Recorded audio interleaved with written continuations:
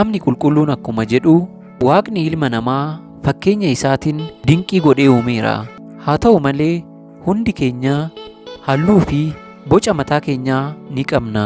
Qophii keenya irraatiin kan waliin ilaallu garuu haala yaaddanii fi tilmaamtanirraa namoota adda ta'anidha. Isaan keessaayis namoota uumama ajaa'ibaa qaban 9 filannee isiniif dhiyeessineerra. Turtii gaarii.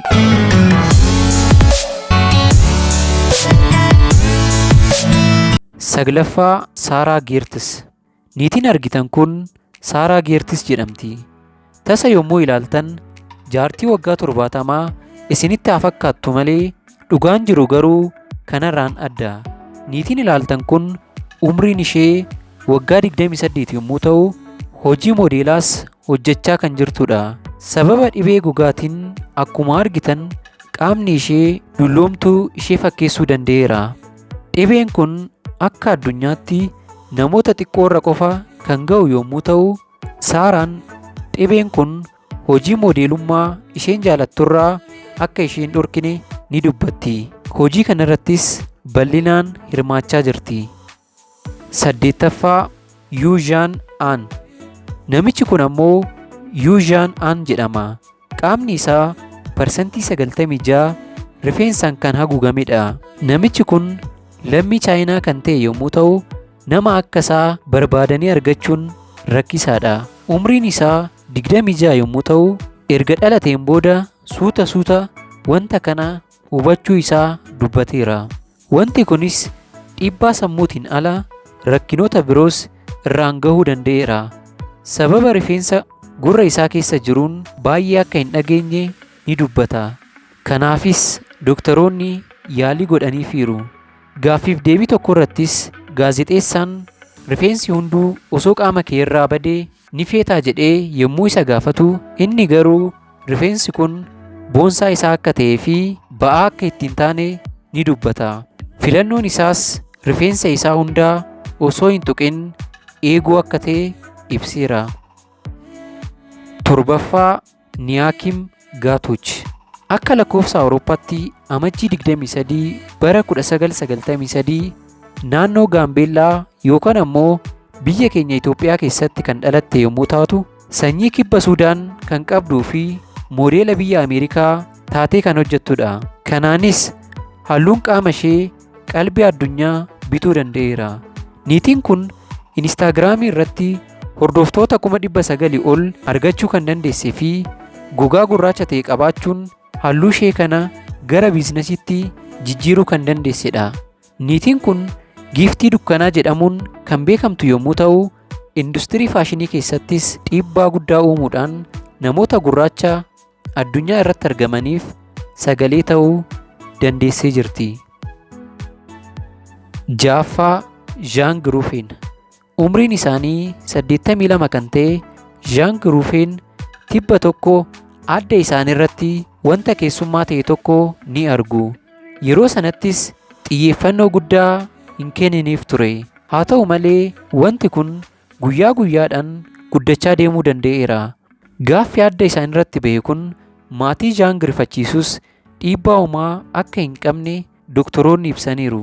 Taateen kunis addunyaa keenya irratti namoota xiqqoo qofa irratti kan mul'atudha. 5ffaa Elsaanii Daakruus Silvaa.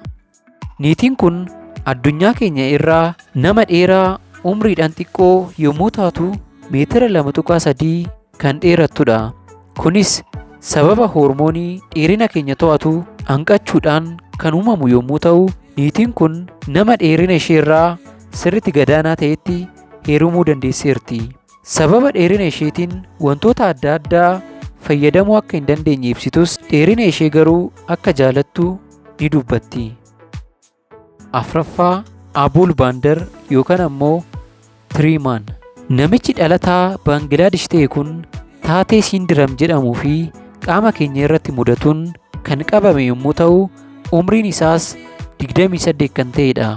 Innis waggoota 3 dura harka isaa fi miila isaa irratti wanta damee mukaa fakkaatu tokko biqiluu jalqabuu isaa yommuu argu gara hospitaalaa deema. Isaanis Wantichi salphaa waan hin taaneef wallaansi baqaqsanii hodhuu akka godhamuuf itti himu. Itti aansuunis wallaansi godhamee fi wanta biqiltuu fakkaatu kana irraa baasaniiru. Sadaffaa Roos Giil. Jiraattuu magaalaa Poortilaand kan taatee fi umriin ishee 39 kan ta'e Roos Giiliin tibba dargaggummaa ishee fuula ishee irratti rifeensa akka agarte ni dubbatti. Osoo baay'ee hin turinis baay'achuu jalqaba. Isheenis dhoksoo fi haaddachuu jalqabdi. Haa ta'u malee furmaata ta'uu hin dandeenye. Maatiin ishees gara mana yaalaa geessanii akka irraa balleessaniif yommuu gaafatan, doktoroonni garuu areedicha balleessuu hin dandeenye. Dhumarrattis uumama waliin mormuu akka hin qabne hubattee areeda kana bilisummaadhaan osoo hin dhoksin deemuu jalqabdeerti. Lammaffaa Niik Smiis yookaan ammoo Shoortmaan. Umriin isaa 25, dheerinni isaa ammoo inchii 30. Namichi gabaabaan addunyaa kun jiraataa magaalaa Jiyoorjiyaa yommuu ta'u, haala ajaa'ibaan obboleewwan isaa lamaan dhedheeroo yommuu ta'an, inni garuu 1/4 isaanii ta'uu danda'eera.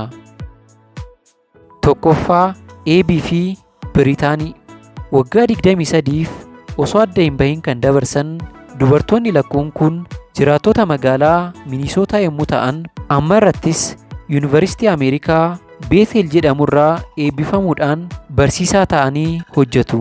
Dubartoonni sammuu lamaa fi qaama tokko qabatanii dhalatan kun wanta barbaadan tokko irratti walii galuun akka raawwatan ni dubbatu.